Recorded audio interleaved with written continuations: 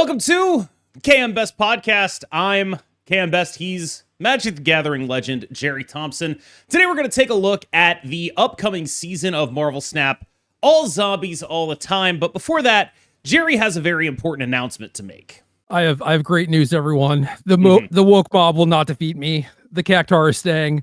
KM can defeat me, I guess, by cropping it out of the photo. But I did look this up, and I remember looking this up before because just exactly what I saw kind of, it just unlocked one of those memories where I was like, I've read this before.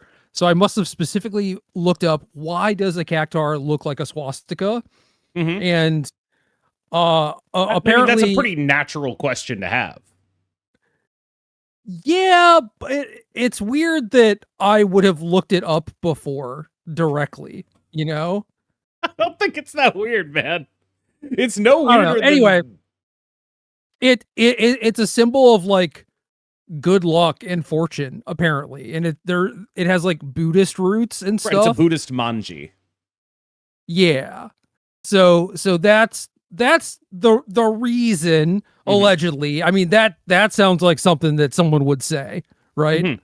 Like, yeah. Oh yeah, don't mind my swastika tattoo. It's a symbol of good fortune. It's like, okay, what about the 1488 and the lightning bolts or whatever? And they're like, well, I haven't figured out good excuses for those yet either. I hope to God you've made that conversation up. The straw man that exists in your brain, I hope he's getting good use, because as far as I can tell, they're not even apologetic about it anymore. I do want to jump. Okay, no, feel free. Continue. No, I'm done. The straw man in my head can die. That's fine. Okay, just like I lobbed it up there. If you want it, like you could. Okay, I'm good. I'm good. All right. Okay. I appreciate your restraint, because we actually do want to talk about a pretty vast range of Marvel Snap topics related to every new card from the season. I gave you about 10 minutes warning that that's what the theme of this podcast was going to be. So I want to go out on a limb and assume you haven't pulled up Snap Fan yet, but that's okay, because that ain't true. That ain't true. I got it. How was that, you pulling it up right then? No, I was already on. I'm looking at 7 zombie cards, and then there was an 8th I saw. Let's go then. All right, we'll throw it to you. Introduce us to the leading lady of the zombie movement, Zombie Scarlet Witch. Oh, I found a 9th. Is that how many cards are there supposed to be? What? It's out of order. I don't know. Anyway, yeah, Zombie Scarlet Witch, 3/2. After you play a card here, Horde +2. So we're both familiar with a mechanic very similar to the Horde mechanic, which is, of course, the Amass mechanic from Magic the Gathering. Amass was largely like dog shit competitively. It did basically the exact same thing, but it was mostly bad. Yes? Orcish Bowmasters. Ever heard of it? Have. Almost totally unrelated to the use of the Amass mechanic. But yes. True. But it is now the most famous Amass card. Yes. And every Amass card before that was Amass Zombies, and this one is Amass Orcs. Correct. Largely, though, I would say that the mechanic has not demonstrated like an A+ level of mechanics as far as MTG stuff goes. It is generally worse to gain power on one thing in a game like Magic, because that one thing is vulnerable to removal. I feel like I've said vulnerable like multiple times in the past day, and I don't know where that's come from, but it's definitely a weakness of mine. I think at this point, I would say that I am vulnerable there. Largely, though, I wanted to get your perspective on mapping that onto Snap, because I can see arguments that it's bad for the same reasons in Snap, but my instinct is that just baseline mechanic for mechanic, it is going to be a little bit better in Snap than it was in Magic the Gathering.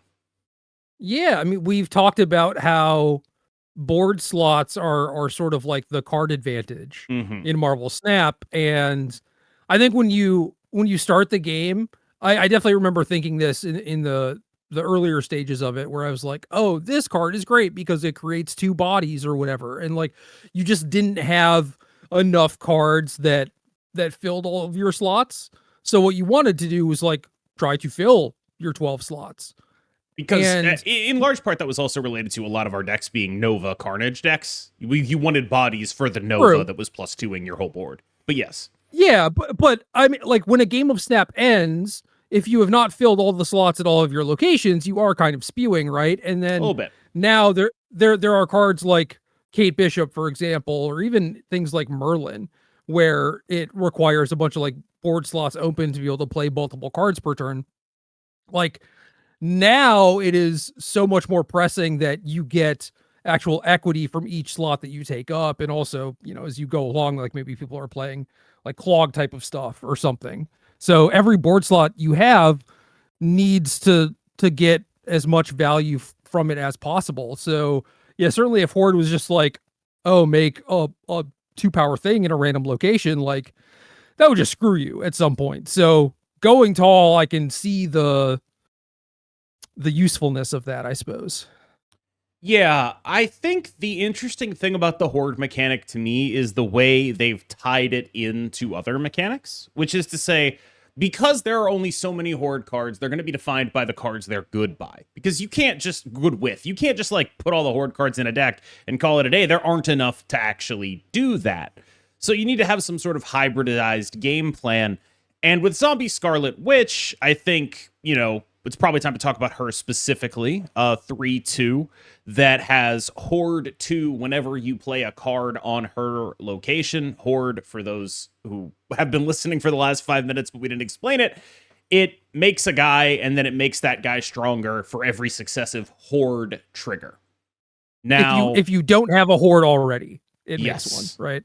Now, this card very clearly ties into Kitty Pryde. And Zombie Mr. Fantastic ties into Mysterio and or V-Hand.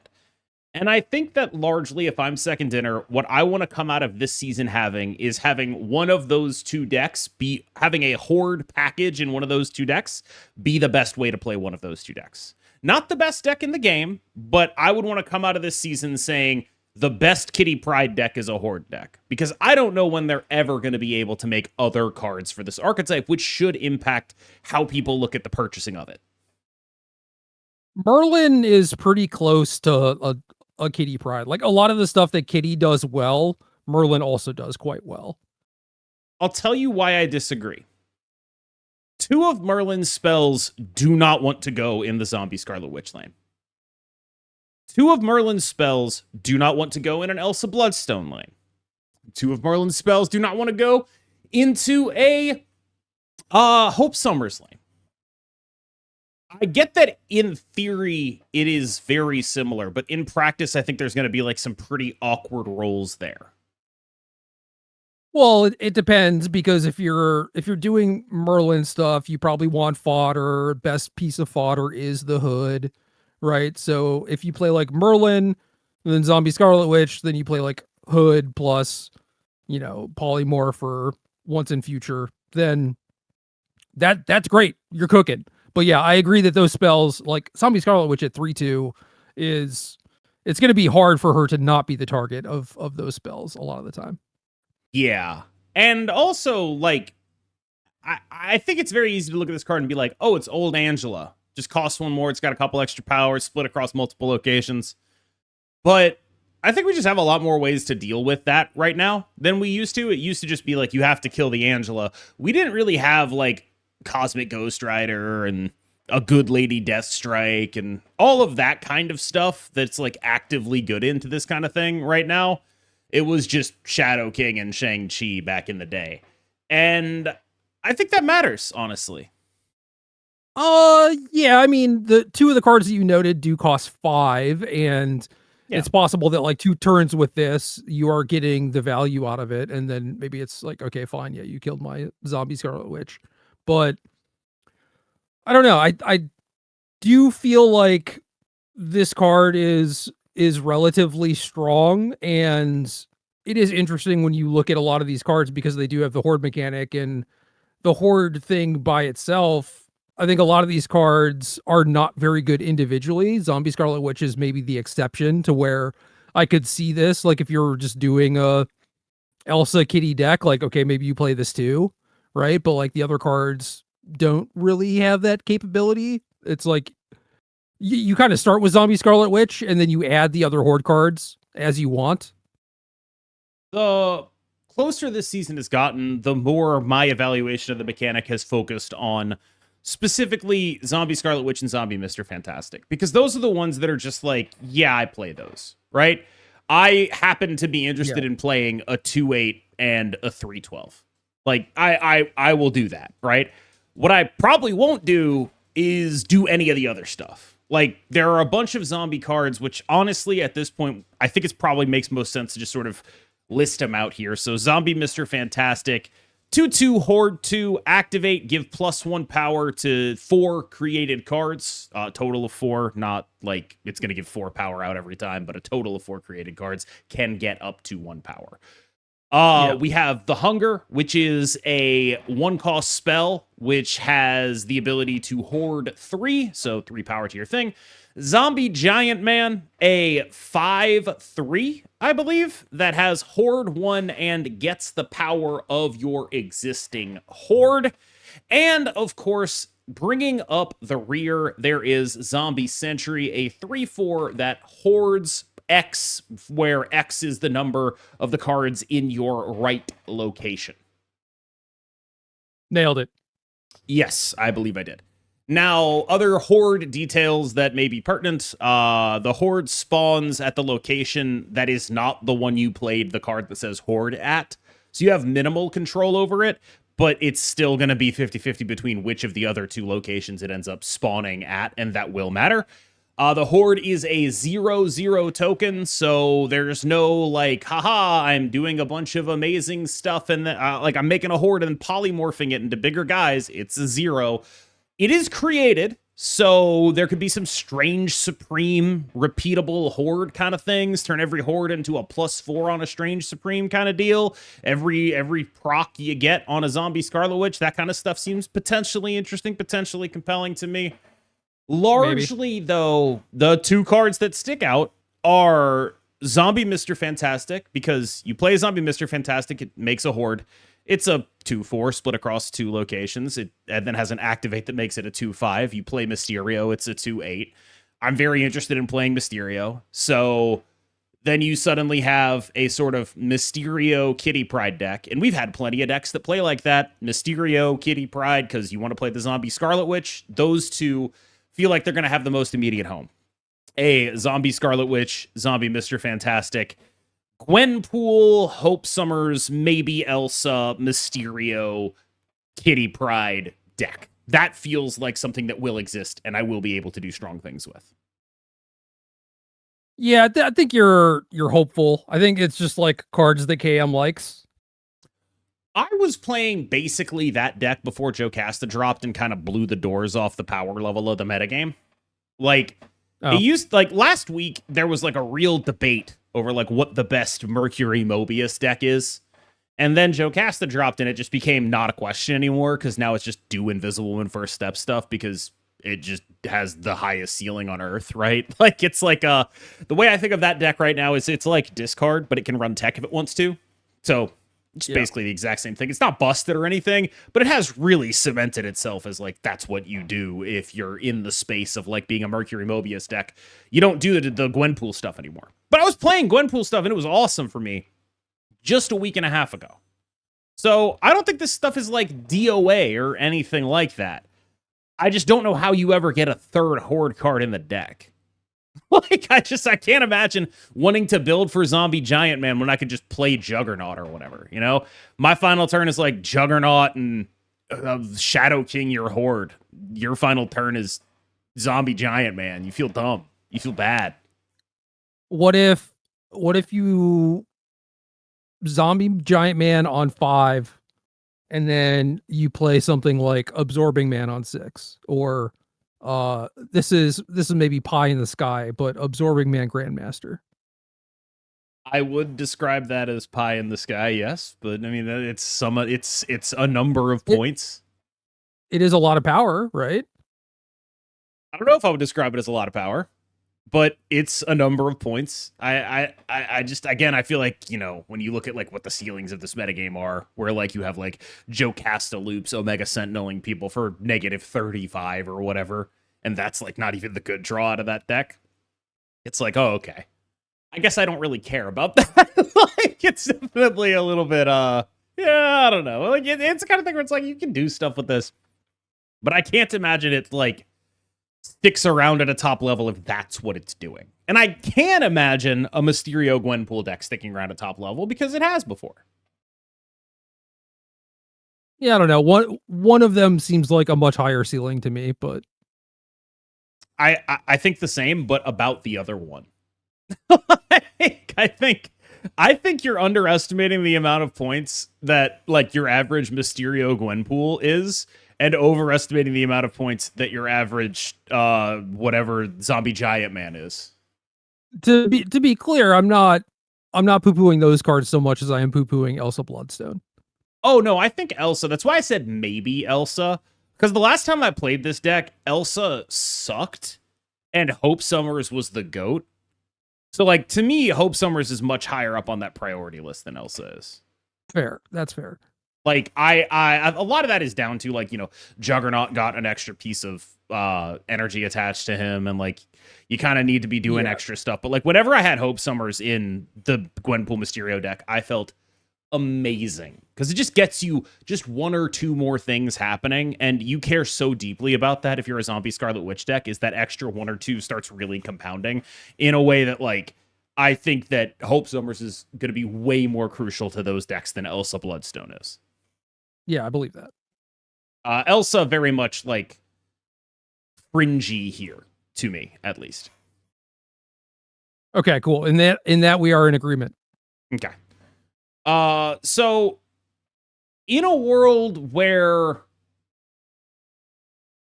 you are a Zombie Giant Man gamer, do you think there's ever a world in which it's just justifiable on its own because a lot of fives are just medium as shit? And so, like, if this guy gets big enough, it's just like, that's a big five, and it's like, you know, 17 power or whatever, and you're just happy with it? Or is that just never going to be a thing? I feel like if I'm playing Zombie Giant Man, it's because I want to copy it. Okay. Which is, see, I think that's probably like indicative of why I don't like it, right? Because it's supposed to be the payoff on its own, right? It's like, this is the payoff for my archetype, and you're like, the only way I would ever play the payoff is if I was also copying it. If I turned the payoff into like a sort of continuing combo piece, which to me says the payoff is not strong enough to win its games on its own, which is why I don't like it. Well, it's weird in that I think if you wanted to play it, that would be fine. But the real issue is that there are decks like Discard an Invisible Woman that can go taller than you. So, like, you are better off trying to interact with those decks, I think, than to just be like, well, I put out, you know, like 20 points in one location and 30 in another or whatever, and I hope that that's good enough, because it probably isn't against most decks. So I think that if the payoff were enough for you to like just go over the top of everything and you did not need to copy it, then like, okay, you've created the best deck in the game, I suppose. But sure. I bring this up mostly to say, like, I don't know how they're supposed to make like a good five in the current day and age. They did it with Thing First Steps, and what they did was basically like make a card that's like explicitly un-Shang-Chiable and also a really relevant tech card, and also like approximately, I don't know, ballparking here.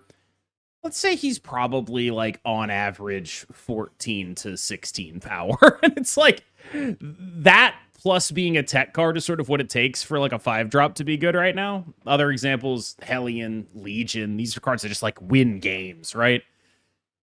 What is the number of points that a 5-drop has to have for people to be confident playing it? Like, if you have a card that says 5/20, but you have to play it on turn 5, playable card? Yeah, I mean, playable, but nothing I'm super excited about, unfortunately. Yeah, see, that's what's worrying, right? It's like, if this card's like, it's like, what does it have to be? If you're making a stat stick at 5, what does the number have to be?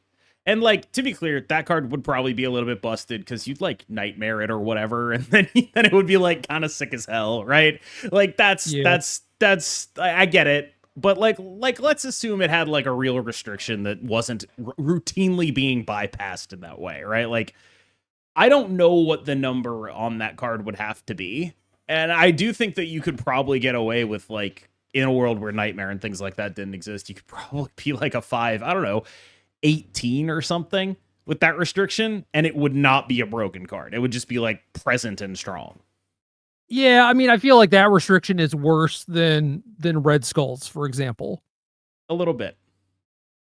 Like with Zombie Giant Man specifically, it's like, okay, this costs 5, and I am planning to play this on turn 6 with a kitty a lot of the time. Yeah. And the you must play this on turn 5 does really limit your options by quite a bit. So sure.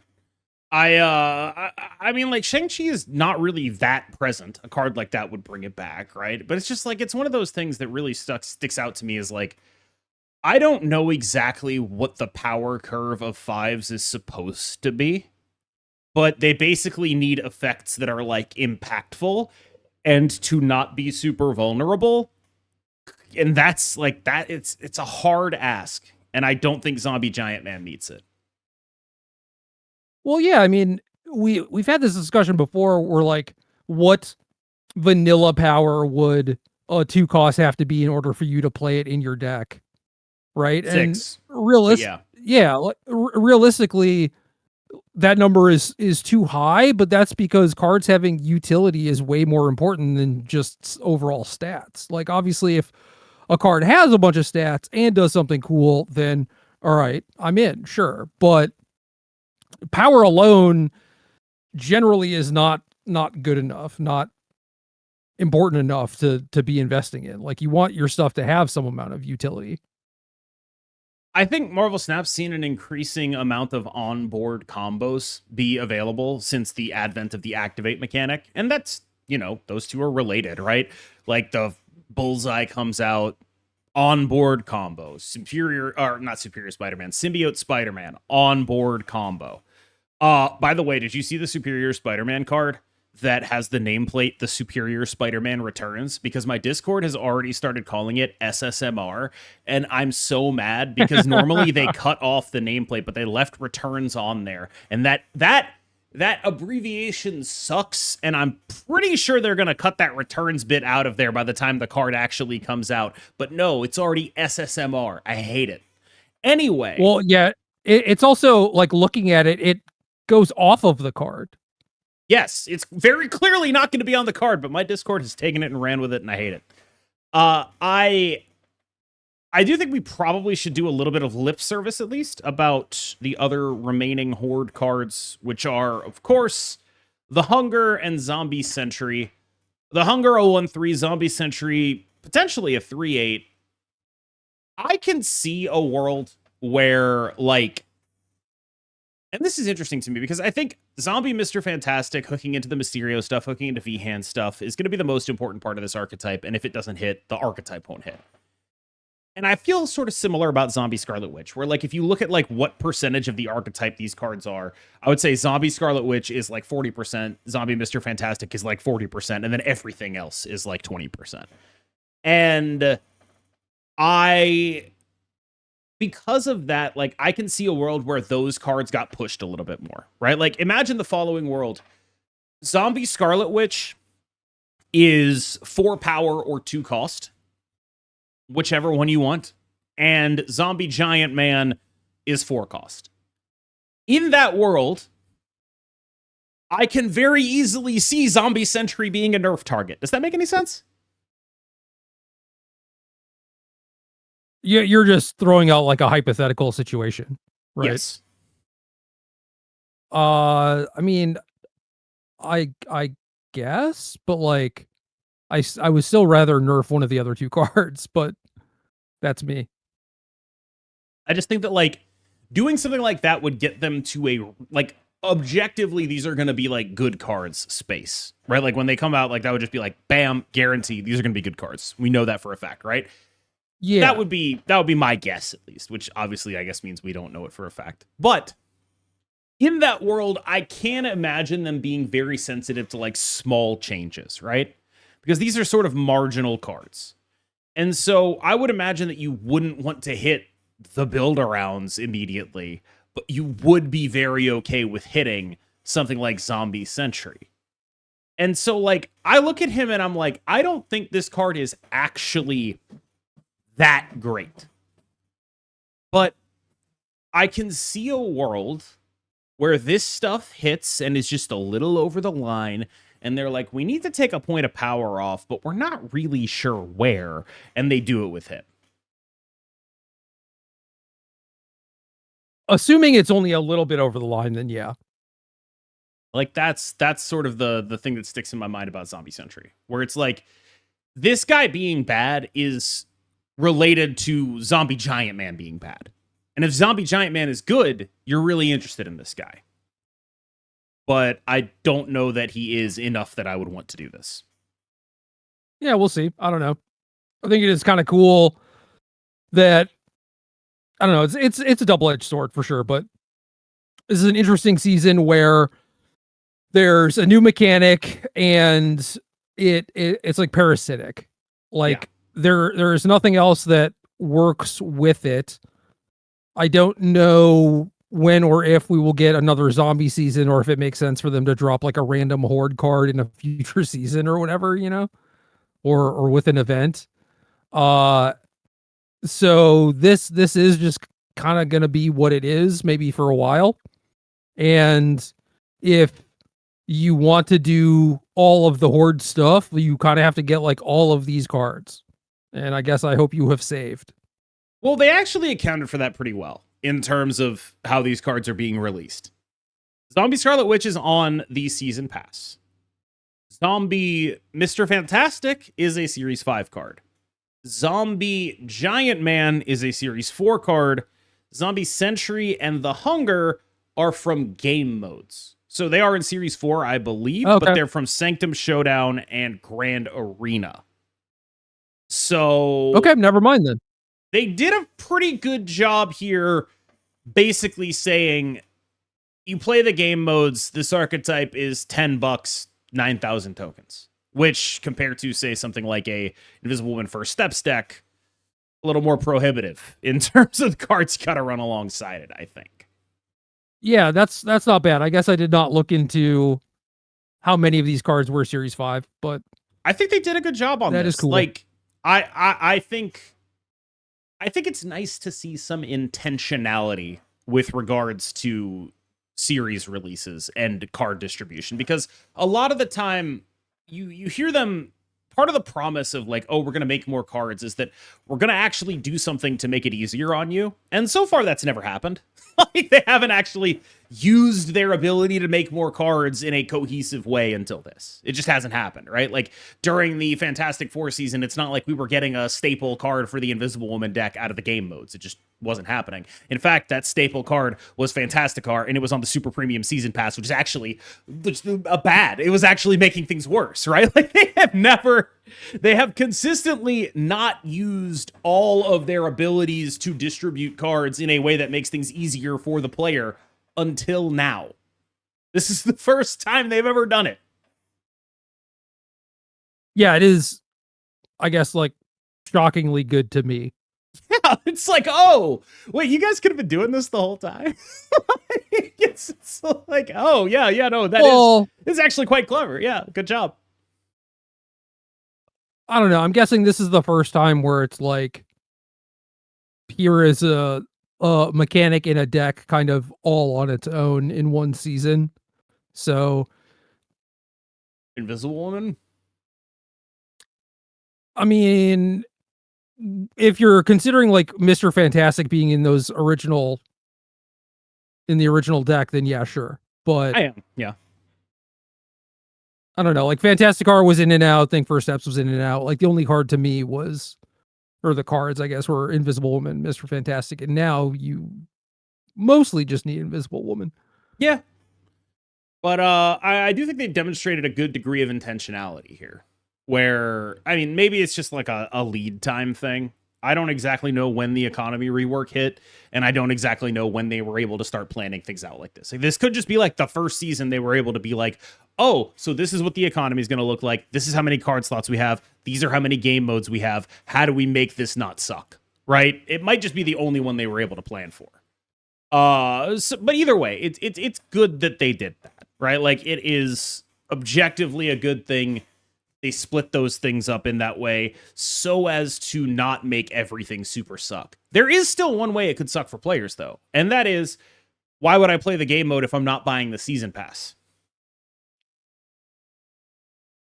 Sure. I mean, you could just like be planning on waiting a month and then getting the season pass and seeing how it is, but like, yeah, the game modes are like, do you have time? Yeah. Yeah, if you're not buying the season pass and you don't have time, it's like, well, okay, you're kind of locked out. You have nothing. But I definitely do wonder about that, where it's like they've done all these things to make things better for acquisition, but they've still locked what I think you would call the powerhouse of the deck behind the season pass, which I'm not going to sit here and be like, oh, season pass, immoral or whatever. I'm really happy that they changed the super premium season pass in the way they did to make that just an extra series 5 card. Like, that was a really good thing that they did. And at least this card isn't on that. I get it. But I kind of wonder if it costs them money. You know what I mean? well, what is the super duper pass card? Head pool. Oh, Yeah, he's just there. He's just chilling.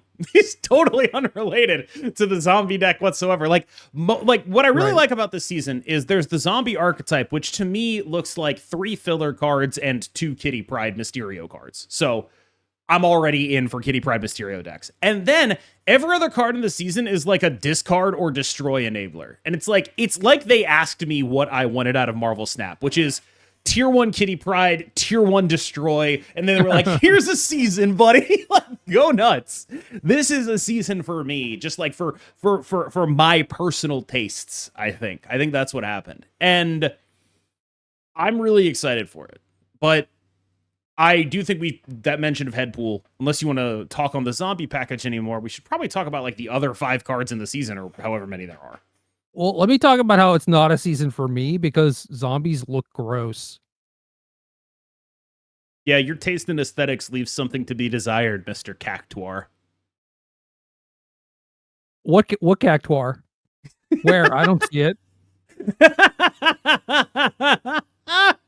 Hoisted by your own petard. Also, Zombie Power Man is just Luke Cage. Yes, and I don't like the name Power Man. Oh, well, that is actually the name he debuted under. Power Man. No, I know. I'm fully aware. Okay. And I don't know. I think it is funny that they chose to not go with like Power Man for the show, which made sense because it sounds silly. And he wasn't like, oh, I'm a superhero or whatever. He was just like a dude who got experimented on or whatever. But this one is just, all right, well, here's Zombie Power Man. And then it's like, oh, it like looks like Luke Cage, but like people don't necessarily know that, because they haven't said anything about that. It's so that when they eventually make the legendary, you know how we have like Captain America's shield? It's so that when they eventually make Luke Cage's shirt, people aren't like, why isn't it buffing my Luke Cage by +2 power? Oh, okay. That's why. Like, I already saw people asking that about Colonel America, by the way. They named him Colonel. It's not Captain. He's not getting any buffs from Cap's shield. Maybe if it was Call's shield. Yeah, what is up with that, by the way? Is like, why is it the zombie one Colonel America? I am fairly sure that's just like what they called them in the zombies universe. Like, why is it Giant Man? It's because it's Big Ant Man. That's literally just what happened. Also, they eat the. I saw a screenshot of Zombie Giant Man and a bunch of other zombies having eaten the entire universe, and Zombie Giant Man looks at the camera and goes, "I can't believe we ate the whole thing," which is a Simpsons reference. Shout out to that dialogue writing, man. I got locked out of my friend's Disney account, so I haven't watched the zombies thing. Oh no, I don't mean in the zombies show. I mean like in the comic. Oh, even better. That's like a Well, comic writing thing. There's a show out now too. Yeah, I've heard it's quite good. Oh. My I mean, friend messaged me, was complaining about it. He was like, "This is the stupidest shit I've ever seen." it can't be right, man. There's like 7 other things in the Marvel universe that come to mind for that way sooner, dude. Yeah, and I don't think he's watching like every single thing. But it was weird that this was the one that he was just like, "This is dumb." Yeah, it seems like a pretty innocuous one to be like, yeah, this is where I draw the line. Like, all right, Oh, okay. okay. So he said verbatim, "Marvel Zombies is so dumb. They mean vampires basically, but they made it zombies." I hate nerds. And That's such a nerd ass thing to get mad about. if it was vampirism, at least it would have made some sense in terms of like them becoming humans become mindless. Supers retain their independence. They just need to eat brains. They can't do that because vampires are already canon to the Marvel universe. That's what Blade is, you goddamn nerd. I feel like then they need to retcon Blade instead of just like, oh, we have to do zombies. No, they did like a whole thing with Blade recently. It was like the with vampires. Like Dracula's canon in the Marvel universe. Obviously, he's in Marvel Snap. Like there's a lot of canon vampire stuff in Marvel. There's absolutely, I don't know if it's absolutely no, but like there's not like a zombie equivalent for all the canon vampire stuff, which is why zombies gets to be its own like spin-off thing, whereas the vampire stuff is just like that's in the canon. Yeah, I feel like it is a pretty slippery slope for like, oh, there is a zombie outbreak in like, 616 or whatever. And if you are going to do it, it does have to be its own universe. I think that makes sense because realistically, we'd all be fucked. Yeah. Also, as to the heroes retaining their individuality, because that's how the story works. Like, what would you get out of it if they didn't? You know, just be like a Hulk comic. Like, just be action figures punching each other. That'd be cool. They should do that. Anyway, your friend's a nerd. It's my official verdict. I think he knows. Nerd. But I'll tell him. Okay. What is? I guess we'll start with Headpool. Give me Headpool's text, Gerry. 1/1. When this is destroyed, return it to your hand. Then give all cards in your hand +1 power. Also funny because there is a Headpool variant of Deadpool already. Yep. Much if you like play them both, if you play them both together, that'll be awkward. I mean, if they do that with any character, Deadpool will be the character to do it with, right? Like, I guess, yeah. You just imagine them yelling at each other, "I'm Headpool," and making gimme head jokes. And there you go. I have solved that for you canonically. That is exactly what would happen. Okay. It's true. If they ever... This card seems fine. I don't know. I am not super excited to play it in Destroy, but you could play it in Destroy, sure. I feel like I am super excited to play it in Destroy, just because I want a third 1-drop that's actually good. Like, I'm into it. I like that. I like a guy that I want to blow up and then replay, and then blow up and then replay. It's why Sabretooth never... What do you think the first two are? Deadpool and X-23. Oh, not Moira. I think she's probably worse than Headpool. Unless you draw her very late. In which case, I'm actually not sure that she's still not worse than Headpool. But she does kind of want to go with Headpool in that you get a bunch of stuff and start blowing it up and buffing it, like that's cool. I suspect that he is I suspect that he is going to take her spot and in third place in the Destroy 1-drop scale. I don't believe that'll last. Really? Why? Because I think Moira's goated. I think Headpool is mid. But you can get multiple booms out of Headpool. Moira is one boom. Headpool is a boom every turn. it is one boom that gives you 3 cards. That probably Yeah. translates into more booms. Hmm. What do you mean? We need to get the Costco guys on this to see if they can figure out how many booms this comparison actually deserves. How many booms is Moira X versus how many booms is Headpool? It's a real conundrum there, I think. Do they actually call her Moira X? Yeah. What else would they call her? I don't know. Like I know what her canon is now because I read it.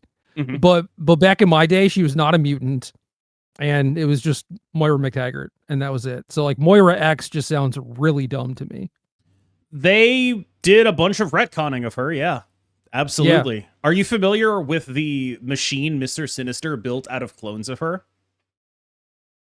No, I guess not. It's just it's the perfect Mr. Sinister plan because it's so dumb and so evil. The idea is basically whenever she dies, the timeline resets. So he built a machine that was just like a stack of Moira clones that whenever something bad happened to him, he would just chop the timeline off by killing one. And it was just like, I forget what he called it. It was like the Moira engine or something like that. Like just the ultimate in just really, really, really stupid and evil mad science. It's a really good Mr. Sinister move.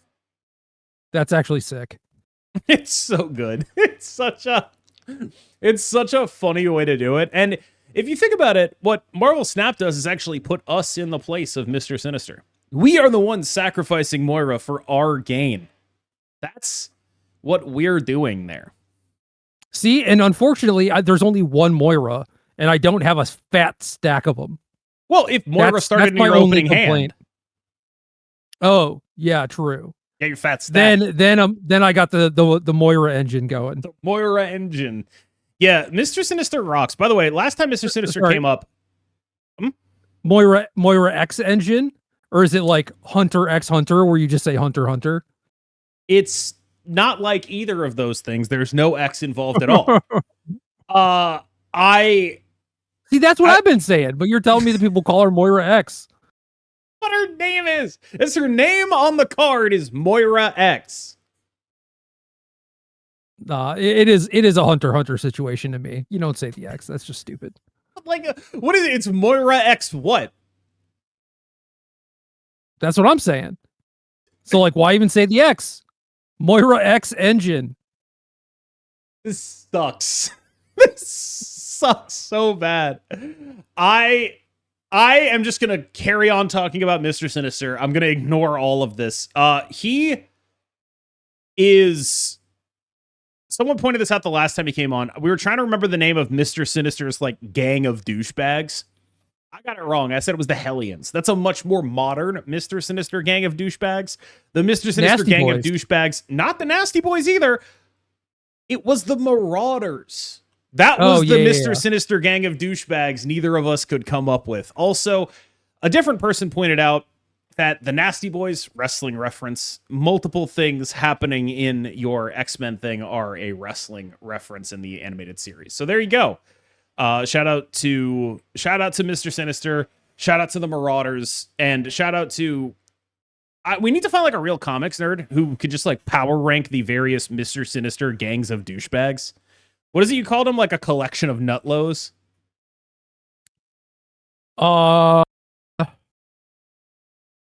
See, and then I said it multiple times too, and now because I'm put on the spot, I can't remember. Well, he's got his nutlow posse, and I need someone to be able to power rank various Mr. Sinister nutlow. Shitbags definitely came up. I think it came up, but yeah, various posses of nutlows and shitbags. I need to power rank all of them at some point. And that means I need a list, which means someone in the comments, please give me a list of all of Mr. Sinister's various like fail son, fail clone groups, please. I would really appreciate it. Show some respect to Gorgeous George and his sometimes elongated arms, please. I am showing all due respect. Gorgeous George, another wrestling reference. There you go. All due respect to Gorgeous George. Thanks. Appreciate it. Who's next? We could talk about Zombie Power Man. 2/4, end of turn. If you're winning here, discard the leftmost card from your hand. Pretty much meant to combo with Colonel America, who gets power for each turn you've discarded a guy, basically. I've seen people talking about like, ooh, I'm gonna play Zombie Power Man and Viper him over, and that's gonna be busted. And because my opponent's gonna be discarding cards. What is wrong with people? It reminds me also like you Viper it, you're tied. Look, they play and Quicksilver. You discarded a card. I play Zombie Power Man. I Viper the Zombie Power Man, and then they start discarding cards, and I win. And I win. So when they play Quicksilver and you play Zombie Power Man, you have to discard a card also. Details. All right? It's not worth talking about. This is one of those things. Okay. This happens in Magic a lot where people are like, yo, wouldn't this be sick? And what they're talking about is a thing where it's like, oh, I just like skip my turn 2 and my turn 3 to assemble this combo. And it would be sick if you got to do that while also doing normal game action things. They're saying is if I could start the game with these two things in play and they cost 0 and like didn't cost me cards, then wouldn't that be sick? Yeah, you're probably right. Give me any 2 pieces of cardboard for free and it would probably be sick. This one reminds me of the Havoc one where like they nerfed Viper because they were just like, that's stupid and shouldn't exist. But I distinctly remember someone being like, they nerfed it because Lambie broke Viper with Havoc when Havoc came out. And as someone who talks to Lambie a lot and was talking to him at that point in time and also plays the game, that combo blew. That was like a 40% win rate combo. That shit sucked. It was not good. Now imagine if you also had to discard a card to do it. It does strike me as not particularly compelling. But I've been seeing people talk about that. I would much rather focus on what this man can do for me, which is fuel my Colonel America. So we probably need to read Colonel America because these two go together. 3/3, I think. Yep. Ongoing, your other cards here have +1 power for each turn you've discarded a card. Yeah, that's nice. Yeah, so like if you get 5 discards or whatever, this guy's the biggest man alive. Like he might as well be an Iron Man. You fill the lane up, he's 8 million dudes. But there are a couple things that go on here. Like first of all, how the fuck are we getting 5? How are we chaining discards like this without discarding this guy? Second of all, how am I filling the lane up without discarding all this stuff? And Swarm. Right, that's the actual only thing that actually makes sense. Is just Swarm. But Swarm goes on to the other side of your hand. So every turn, you have to play down to the point that Swarm is getting hit again. And then, I don't know how the hell you're going to do that. Well, if you're discarding a card every turn, that helps you get there. I don't know. I suppose. I mean, you could play these in just a lot of like X-23 Wolverine Proxima type shits, but yeah, I doubt that's great. Like, it does sort of strike me as just like, your entire deck is stuff that if it gets discarded, you're chill. The rest of the deck is these guys. And that doesn't seem like a good enough strategy to me. Even if this guy is like, I instantly win a lane, it's like, all right, well, how am I winning another one against anyone who knows how to do points with my collection of, to borrow a phrase from you, shitbags and nutlows? Yeah. You're not a real card gamer unless you're shuffling your hand anyway. So just do that. Yeah, okay, sure. Yeah, it is striking to me just how powerful this guy can be. He's basically, the way I read him is like, this is the biggest strong guy they've ever printed. But also, if he's plan A in a deck, he's going to be total dog shit. So he needs something that also wants you to do this, that is contributing a large number of points as well. And I don't know what that would be, but maybe it's like an apocalypse angle or something. I could see that. Yeah, maybe it is very few of these cards, Zombie Power Man, Colonel America. the things that discard to play and then Apocalypse to win the other location. Maybe that it does really pigeonhole you into I have to draw Colonel America, but yeah, but it's like just something, right? Like something that's just like, the first proc of this guy is pretty likely to help me, and I'll figure it out the rest of the way, and none of my big stuff actually gets discarded by him, so I'm probably gonna be fine. Khonshu to bring some stuff back seems like a really reasonable idea. I've been kicking around a Khonshu Zombie Galacti build, and that's the kind of thing that could maybe use this. I have no idea if it's good, but I have been kicking it around in my head. And just like, if you could figure out what the second thing that contributes power in a meaningful way in this deck is, I think you might be cooking. But as is, I feel like he's just asking a whole lot for a card that gets Enchantress. Like a whole lot. Oh, no, he definitely is. I mean, that's why the reward is so high, I think, is because it's really, really hard to do. Yeah. I don't know. Like, maybe he was supposed to start with, like, maybe they're like, they don't make cards like this. But if this were Magic, I would be like, he should start with one round of buffs and then gain a round of buffs every time you do the discard thing for every turn, right? It should be 1 plus X, not just equals 2X.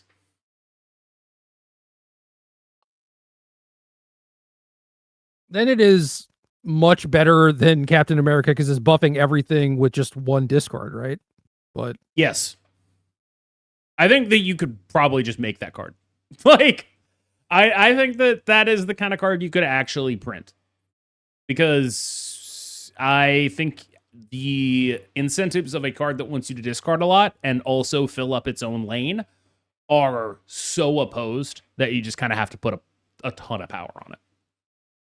There was something really beautiful about the like strong guy blade my swarm on 5 and then on 6 Chavez swarm like sort of zoo deck. Yeah, there was. That deck was just kind of like a work of art, and would really love the Colonel. It's true. However, we are well past the days of those pre-cons, my friend. We are well past it. Well, yes, that, but also Chavez is a little bit different. So a little bit, yeah. A little bit. Kind of the exact opposite of what she was before, but weirdly still kind of playable. Good for her. The recent-ish buff was good. I don't know. Yeah, it was. What is next up on our list? Card you just mentioned, Zombie Galacti 7/4. Start of game, choose 6 other cards in your deck. On reveal, transform those cards into copies of this.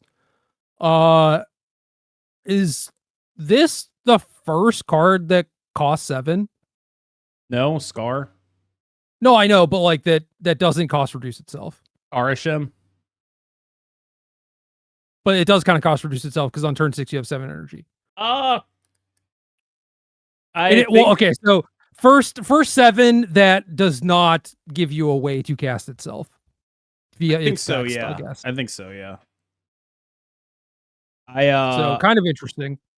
Yeah, I mean, I think that they have a lot of like arcane specifics in mind that are like, I am going to play a magic deck, or I am gonna ramp and play Symbiote Spider-Man in this, and I think all of that is crap, right?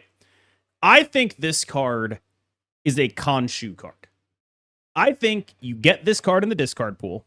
Everything else in your deck is stuff that cannot enter the discard pool, Swarm, Proxima, shit like that. You play Khonshu at 12, this comes down, it is 12. You Gamma Lab your board. Okay. If the Swarm gets chosen, it is discarded though. I have no idea how that works. Like, I'm going to be honest with you. So Swarms keep buffs. They keep buffs, but it's not the original copy of the Swarm. Okay. Well, I mean, that sucks, but I still think this is the right way to go, where it's just like, I can't, like, the quest they're setting out in front of me of, like, buff this, play Magic or ramp, also play a bunch of cards. Like, Magic is an obvious synergy here because it gets you a card deeper into the deck for your combo. That is this guy. And also, like, it allows you to have that 7 energy and also gives you extra turns to do all the set. I get it. I'm not going to do that. I'm not going to do it. And so for that reason, I've just like instantly was like, Magic, no, not going to do it. I refuse. I will play Legion. I will play Merlin. You will feel stupid. I'm not doing any of this. I'm not doing this Shuri crap. I'm not ramping. None of it. What I am doing is I am Khonshuing this. That's it. I've invented new Hela. This card goes in the discard pool. I Lady Sif it. I Khonshu you invented new Hela. I invented new Hela. And now you have to play Stardust again. And then, see, I mentioned this in my YouTube video, and someone was like, Stardust doesn't stop transforms. It's like, dude, it stops Khonshu. It stops Khonshu from bringing this back in the first place. But yeah, like, I can see this, right? Like, when you look at the deck, it's just like a normal discard deck, and then it just has this in it. And it's like, oh, yeah, no, that's cute. Like, you just like have a normal discard Khonshu deck that just randomly gamma labs your entire board sometimes. It seems dope. Maybe. I don't know. It could also just like turn off your Morbius or whatever. It could do that, yes. Like, yeah. It might not be an upgrade, but it is like the only way I can think of to make this card not atrocious. Nah, I like the dream here. I don't know, play 3 cards that ramp, 3 cards that buff, see what I can do. Ooh, I don't know. What does your dream look like here? Dump my hand, Gwenpool this thing. Hell yeah. That does rock. Like, if there's like reasonable ways to buff this, it's just that every time I think about making a deck that makes sense like this, I just think, wouldn't I rather be putting that buff on a Nimrod? And then I'm like, oh yeah, I would. It's just like, oh yeah, if I'm gonna play some decks that just like lose to whatever interaction but make a bunch of Hulks everywhere, I'll just do that with Nimrod. Seems way easier to me. That's less good with like dumping your hand though. Nimrod does kind of want the board slots, you know? Yeah, but you just like Shuri it. Like, you just Shuri the Nimrod, and it's like, look at all my Hulks. Or Symbiote Spider-Man the Nimrod, look at all my Hulks. Well, you can Shuri this thing too. Yeah, but you have to do more than that to make it Hulks. And like, I think what gets me about it is like, this card is interesting and cool, and I would hate it if it was ever good. So I'm glad that it's not good. But also, it's like, I just don't know. It's a very Johnny card, which is to say, if this was ever legitimately good, it would probably be bad for the game in much the same way that, like, eggs is bad for Magic the Gathering. Where it's like, is that what you want this game to be about? Fundamentally, they have answered that question, and the answer is no. We don't want the game to be about that. We want the game to be about creatures, the board, things like that. Not about whatever the fuck eggs is about.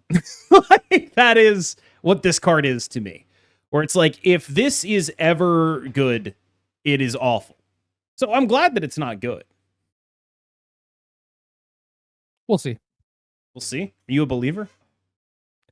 No, but we will see one way or the other. Did you know it was pronounced Galacti, by the way? Galacti. That's what I thought. But in the video, they called it Zombie Galacti. Which doesn't make any sense to me. But I mean, what do I know? Right? There's a place near me that is like Gelati Celesti or something. Make sure they pay you next time you mention their name. I mean, if you want to come to Mechanicsville, Virginia and get mediocre ice cream, you know where to go. But like Gelati, I get it's like Galacti. I could see it. I mean, got a little Italian in them.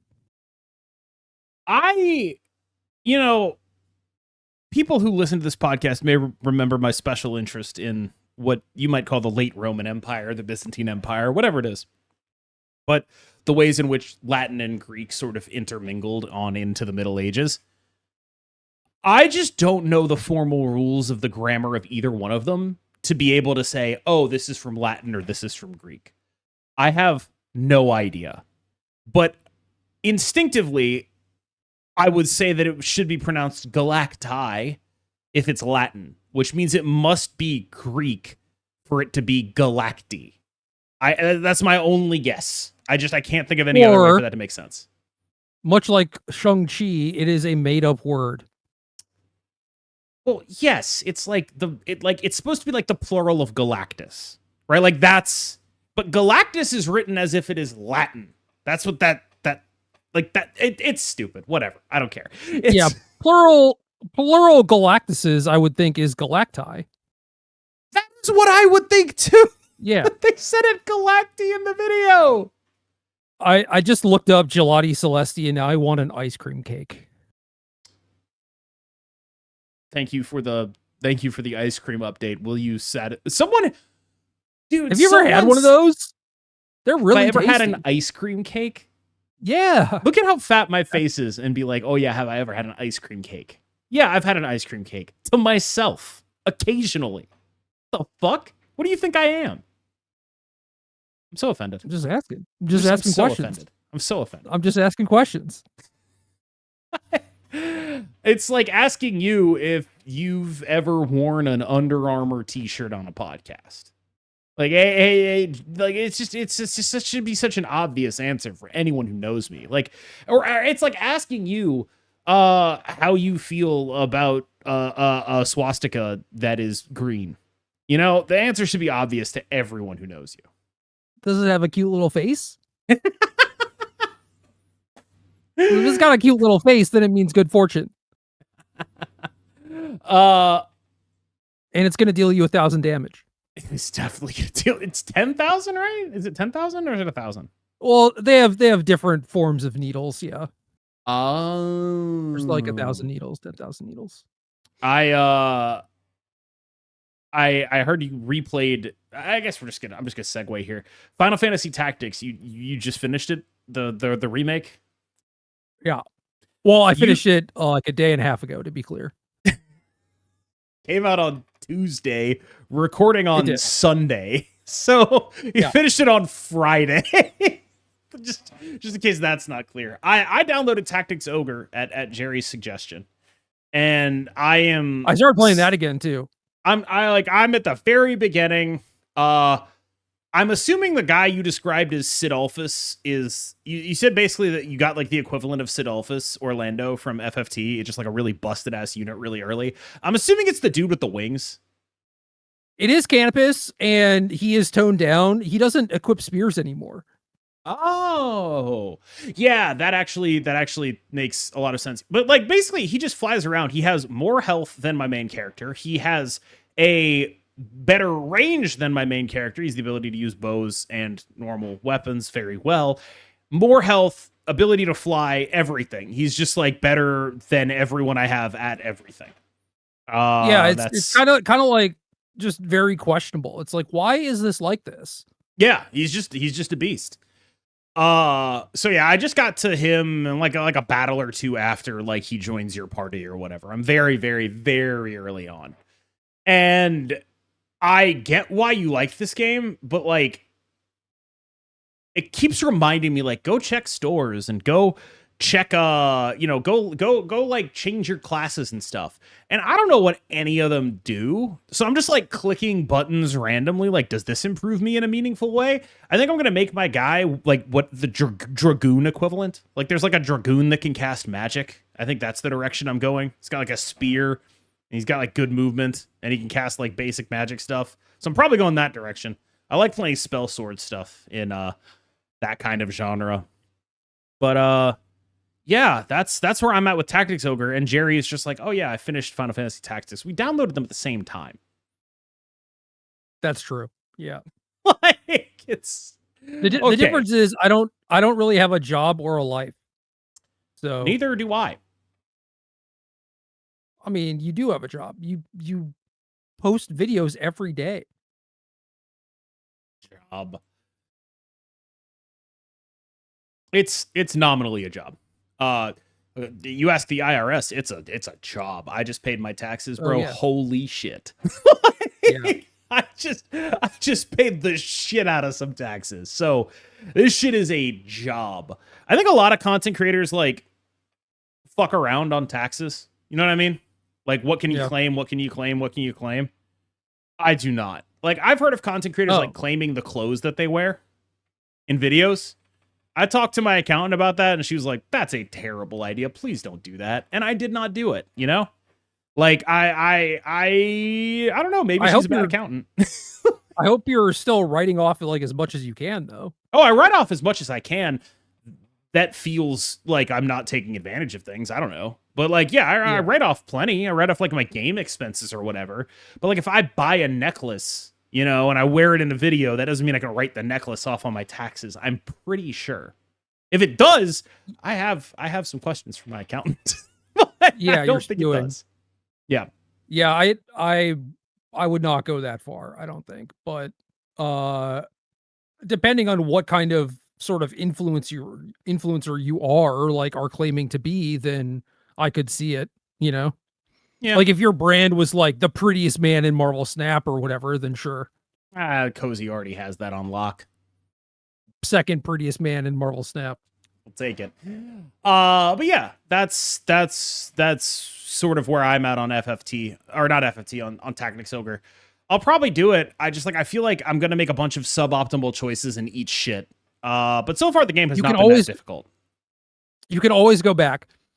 So differences from the original to kind of like this version is that there is a level cap which prevents you from overgrinding, which is really silly. I saw people complaining about it. I love it. I don't want to think about grinding. Fuck off.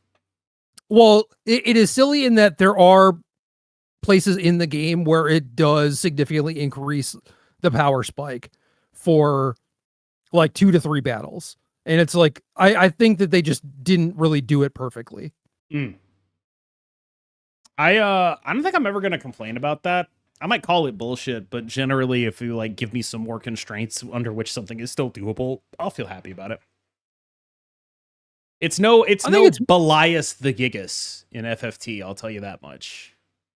Yeah, I went through like that game again and like did not have any trouble on any of the fights. The most annoying thing to me was the Elmdor fight again, just trying to set it up so I could like jack all of his stuff. But that's because you actually trained Squire, you know, and weren't 12. Yeah, I got walled on Belias the Gigas because unless you boost your speed enough, he just kills you.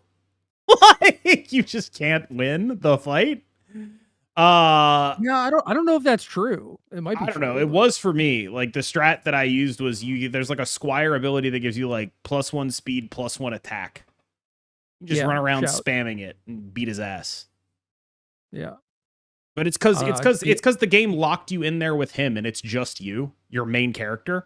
So if you like the start to that fight was just it's just you and your main character, and so if your main character isn't like actually good, you just die. Wait, is that Wheatgraph? Yeah. Okay.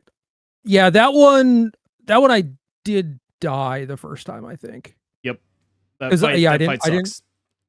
didn't realize it was the 1v1, but then I think I run away and then I just like hit and ran him a couple times basically. And then it was like, okay, well now I can just get in there. But yeah, Wheatgraph, the communist revolutionary. I mean, he's the GOAT, but also he is a literal bullheaded demon who sucks. Yeah. Yep. You think they meant anything by that? Like having like this like class conscious Robin Hood type guy turn into a bullheaded demon? Maybe. Interesting. You think they meant anything by Cactuar looking like a... Well, yes, they meant that it looked like a manji, Gerry. Yeah. Why you gotta read... a symbol of good fortune. Yes. That's what I meant. Yeah. But yeah, the brief diversion. Frankly, we're an hour into the podcast. I commend us for getting an hour in before we start talking about other shit. Who's the last up? Zombie Captain Marvel, right? Yeah. Do you want me to actually read it? I thought we were done. I was pretty happy. No, sorry, man. There's still a card. F 4/4 activate. Destroy your other cards here to get +3 power for each move to a location you're losing. I like that you read it faster because you were like, "Let's get the fuck out of here, dude." Yeah, let's. Yeah. My commentary on this is going to be very light. I think that this card is actually good. Like, I look at this card and I'm like, that is a monster. That is a beast. I definitely want to be doing what it's asking me to do. My only worry is that it doesn't have the actual Captain Marvel text, and I really wish it was like, blow up a bunch of shit, gain Captain Marvel text, you know? Like, that would be what I would want this card to say. As is, I don't, like, I think a lot of this card being good depends on, like, what percentage difference there is with her text and Captain Marvel. Because if her text was just Captain Marvel, love her, beast mode, God gaming, super happy. If her text is like half of a Captain Marvel, then I think she starts getting into I kind of suck range.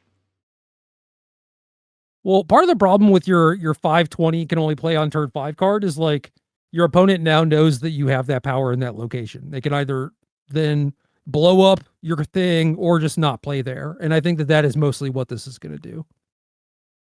The other thing with her is like, okay, what if you don't want her to move, but you still want the power?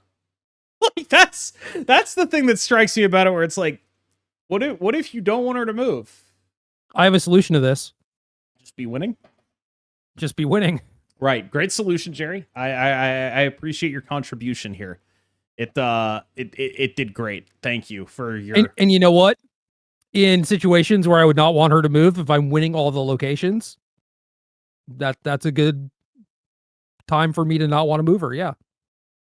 I just can't wait for like your opponent to leave a location where she would die and throw priority, and you activate her. She moves to that location and Shang-Chi's her. I can't wait. Yeah. I can't wait for that to happen. It's so absolutely guaranteed. I cannot. To be clear, though, if you're playing Destroy on the final turn, you're going to have 3-4 Shang-Chi-able things. Like, yeah, this, Deadpool, Null, Death. Like, it's funnier if it's they played the Shang in the location where there's nothing currently, I guess. But this is definitely, by the way, a power spike to X-23 draws. Like, this is a card that if you can get it out on like turn 3 or turn 4 with a 1-drop is really awesome. But if you're using your entire turn 4 on it, then I think it gets a notable amount worse. Yeah, that's fair. I do think card is very clunky at 4 cost activate. Does like the X-23 Wolverine stuff, like those are going to move before it checks to see where you're losing, right? So like that's another way to maybe get around this. You can roll the dice at least. Yeah, I mean, that's definitely true. I do have some nightmares of like, I've left one spot open for Captain Marvel, but oh no, my X-23 went there and I ate shit. Like, it's and now I am losing, and now I'm going to continue to lose. Great. Yes, like it is. I think this card is good. Like, but I might just be seduced by like, I want this card to be good. You know what I mean? Yeah, I think that's fair. Like, I like it. I think it's nice. I think I'm interested in it, but I don't really know how much beyond that. And I think I'm going to keep you locked in this basement for just a little bit longer. I just wanted to make sure that you had that. Like, I wanted to make sure you got that one out. What is the card or archetype that you're most excited for from the season from a personal perspective and a competitive perspective? Personal, I guess, copying my zombie giant man. Competitive, yeah, zombie Scarlet Witch, whatever that entails, I suppose. I mean, to be fair, I guess like the options are sort of limited. Like you could look at destroy or discard, sure, or like zombie ice cream guy, vipering a zombie power man. Oh yeah, I guess that is technically an archetype we talked about. Like yeah, those are fine and whatever, but yeah, it is probably just those two. I'm very interested in Horde. We will see. For me, it's ZSW and ZMF. Mr. Fantastic and Scarlet Witch. Those are the ones I'm like, I want these in my decks. I'm going to be playing these cards in my mid-rangey tech decks, and these are going to be, it's my 2/8 and my 3/12 or whatever. And the rest of my deck will figure itself out from there because I have a 2/8 and a 3/12. These are my Tarmogoyfs. This is my 2-cost Tarmogoyf and my 3-cost. What's 3-cost Tarmogoyf? Is that even a thing? Seasoned Pyro? Barrogoyf. Okay. Is that card good? It's really good. Nice. Good for them. It's black Tarmogoyf with lifelink. Sick. That's sick as hell. It sees a lot of legacy play. Can I like? No. Do you want to do any magic? You want to do any magic? Yeah, sure. Okay. I would just say no because it was funny, but sure. Yeah. An hour of Snap. That's way too much for this clearly not Marvel Snap podcast. Absolutely. So, has there been any cheaters recently outside of the, very funny stuff that happened that we discussed last week or 2 weeks ago? No, we talked about the Pro Tour, and that was kind of it. I think sure. My homie got DQ'd for no reason, and then there was a cheater who did really well. And those were the two big events, and then there wasn't really anything this weekend, I don't think. Because the only Magic stuff I saw was that dude who wears a MAGA hat everywhere got 150 people to sign a petition to say he shouldn't be banned for wearing a MAGA hat everywhere. And I gotta say, like, to be clear, it wasn't even for wearing the hat. It's worse. I thought it was the hat. No, it was like him being like rude and harassing other people. Oh, see, like he's been allowed to play wearing the hat for years at this point, and then people are like, "Oh, they're banning him for wearing the hat." It's like, no, actually. That does make more sense. The hat thing is really funny to me because it's like, I have limited sympathy for people who use values as a Trojan horse for other things, right? Wait, okay. Just hold on. Are you going to say like, oh, wearing the hat is a symbol of hatred and me having the Cactar plush is a symbol of hatred? That wasn't where I was going, but I should have. That is so much better. Yeah, you should have. You really should have. So much better than what I was actually going to do. I'm actually sick. I'm actually sick. No, I was going to engage with this in a real way and not dunk on your Cactuar swastika that you have. No, I wasn't. What Cactuar? I can't see it. Because I'm doing such a good job censoring it out of existence, the correct thing to do in this situation. No, I bring this up because it's like the sort of pattern of behavior that I have observed of this person. And totally secondhand, totally understand that, is that the idea is basically go everywhere wearing a MAGA hat so people are like, what are you doing, dickhole? And then you can be like, libs triggered. That's sort of like the ethos here is just like, bring my politics everywhere so that when people get mad at me, I can be like, you're actually the intolerant one. And I'm definitely someone who brings his politics everywhere. Like people complain about this podcast being too political, but what I don't do is when you react to my politics is be like, lol, triggered, L. You know what I mean? Like, I'm not doing it to evoke a reaction from you to make me feel better or to advance my cause. It's just stuff I believe in. And with this, it is very much stuff he believes in, I'm sure, but it's also intentional and intentionally provocative. The goal is a reaction so that you can do stuff like this and say, you're discriminating against me by not allowing me to express my political views and to sort of use the sort of trappings of liberal tolerance discourse to sort of smuggle in an ideology that is fundamentally opposed to the idea of tolerant discourse. And that is just something like, baseline, I oppose it ideologically. Sure. But the fucking sneaky, smarmy shit offends me as a man. Like, Yes. I don't know a better way to say it. Like, where it's just like, ooh, you're you. I'm not touching you. I'm not touch. Shut the fuck up. Like, it's so obnoxious. I don't know. Like, it's that's just, again, just one man's opinion. And a lot of people find me obnoxious. I totally get it. But this, like, I'm not touching you theory of political discourse, it's just like, oh my God, fucking grow gag up. me, dude. Jesus Christ. It's cringe. That's really all I've got to say about it. It's super fucking cringe.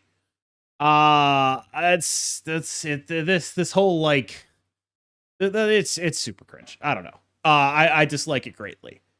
But that guy's not a cheater, as far as I know. So it's sort of outside the scope of our podcast, you know? Like, as far as I know, we should keep ourselves, grounded in the dual focuses, the dual spheres of this podcast, which are Marvel Snap and card game cheaters. And maybe we've done ourselves a disservice by even discussing this because he's not a cheater. But it's just like, that's the magic drama I saw. That's it. Well, it's overshadowed the cheating. It's crazy. Not a cheater that we know of. I mean, I would imagine, given the extra scrutiny on the guy, he probably isn't a cheater. Like, I feel like if he was a cheater, people would have figured that one out. I bet you there are people who go over all his things like, I won't catch him cheating, I gotta imagine he's not. I'm not saying that it's like a guarantee, but I would imagine that he's not. Then again, you'd think that about, like, Yuya Watanabe. Apparently not. So what do I know? Yep. I could speak a lot on Yuya, and I have in the past, so. Yep. I